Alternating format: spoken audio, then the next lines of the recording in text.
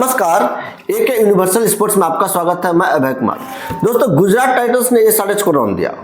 अब गुजरात टाइटंस 168 ही बनाता है, फिर भी SRH हार जाता है। अब सवाल उठता है कि ऐसा कई बार हो चुका है SRH के साथ कि लो टोटल भी SRH डिफेंड नहीं कर पाता है। इसका पीछे का कारण क्या है? क्योंकि SRH केवल 4 बल्लेबाज पर डिपेंडेंट है। अभिषेक शर्मा, ट्रेविस हेड, ईशान किशन और क्लासेन, बस। और ये 4 में से जिस दिन 2 या 3 जल्दी आउट हो जाता है, उस दिन SRH कुछ नहीं कर पाता है। ये कई मैचेस में देखा गया है। वही गुजरात टाइटंस भी केवल 2 ही खिलाड़ी पर डिपेंडेंट है, शुभमन गिल और सुदर्शन। नीचे उसका वाशिंगटन सुंदर थोड़ा खेलता है, कभी कभी बटलर खेल जाता है, बस। आप सोचिए कि ये केवल 2 खिलाड़ी की वजह से ही ये अभी टॉप पर है, 16 पॉइंट पर चला गया।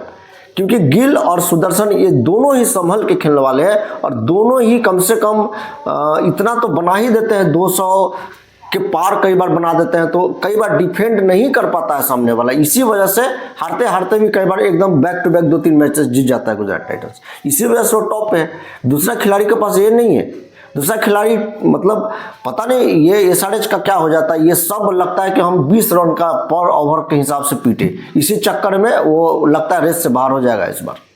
अब आप लोग सोचते हो कि कैसे रेस से बाहर होगा, 14 पॉइंट इसका भी है। वो इसीलिए क्योंकि अगला 2 ही मैच बचा हुआ है, एक मैच चेन्नई सुपर किंग के साथ और एक मैच RCB के साथ। जब ये 168 चेस नहीं कर पाया तो आपको लगता है कि चेन्नई सुपर किंग को हरा पाएगा ये?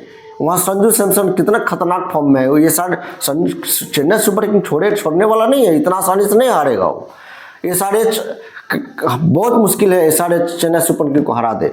और फिर RCB भी जी जान लगा देगा, क्योंकि RCB भी अब आगे जाना चाहता है। तो ये मेरे को संभव नहीं दिखता है कि SRH जो है सो अब यहाँ से आगे उनका कोई रास्ता है। ये दूसरा टीम जो भी 16-16 क्रॉस करेगा, 2 मैच 1 मैच जीतेगा, वो आगे जाए।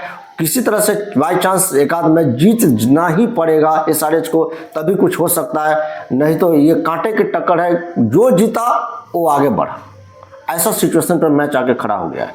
तो आप खुद सोचिए कि अब 168 आपको दिया जाता है और आप बनाते हैं 86।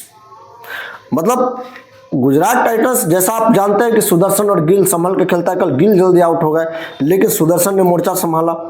फिर नीचे वाशिंगटन सुंदर ने एक अच्छा इनिंग खेला, 33 बॉल में 50 रन। और आप लोग ये कहेंगे कि 168 कोई ज़्यादा तो है नहीं, चेसेबल टारगेट है भाई। यहाँ 200 चेस उड़े। ऐसा नहीं कि लोग कोई तोप चला दिया। बहुत खराब खेला है सनराइजर्स हैदराबाद ने, बहुत खराब। अब देखिए, Travis head 0, Abhishek Sharma 0, Ishan Kishan 11 run. मतलब ईशान किशन को भी सोचना चाहिए ना कि अब 2 विकेट गिर गया है तो अब पीछे कोई खेलने वाला नहीं, आराम से खेल के निकाले मैच, बाद में पीटे।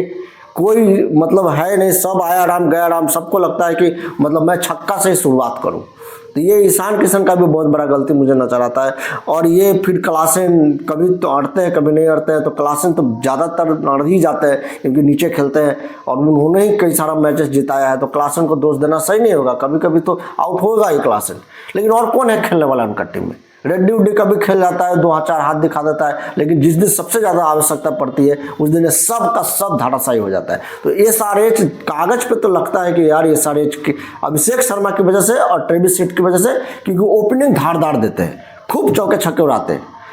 केवल उसी दिन अच्छा लगता है SRH, नहीं तो SRH मेरे को लगता है रेस से बाहर हो गया। आपका क्या मानना है कमेंट में बताइए। फिर मिलेंगे नेक्स्ट वीडियो में दोस्तों।